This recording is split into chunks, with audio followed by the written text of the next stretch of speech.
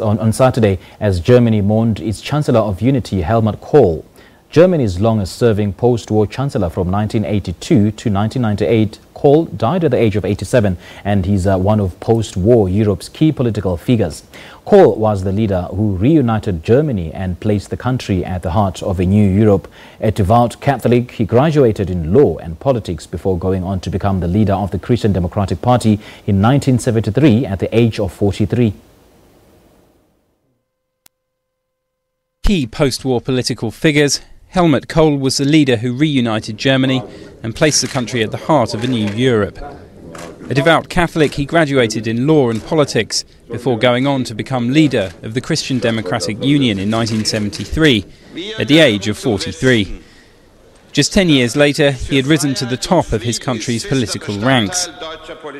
Dann war sein großer Lebenstraum, kann man, glaube ich, doch sagen, auch Bundeskanzler zu werden. Das hat auch. His biggest dream, I think, was to become chancellor. It's something that he always obsessed over. But for all that, there was no radical turn towards conservatism. That was his strength. He succeeded in changing the government whilst maintaining continuity.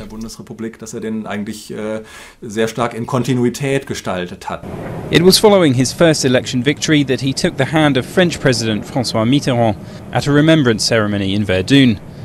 The moment came to symbolise a rebuilding of the Franco-German friendship that had been fractured by the two world wars.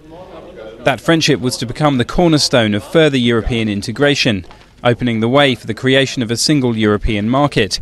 Kohl was also a committed advocate of the single currency. Throughout his time in office, he was often ridiculed for his provincial accent and tastes. And yet he proved his mettle in 1989 after the fall of the Berlin Wall by pushing through the reunification of East and West Germany. The question of a reunified Germany can only find an answer under the European umbrella. Reunification gave Kohl greater stature on the international stage, allowing him to form close ties with several foreign leaders despite his failure to master any foreign languages. The end of his political career was far less glorious.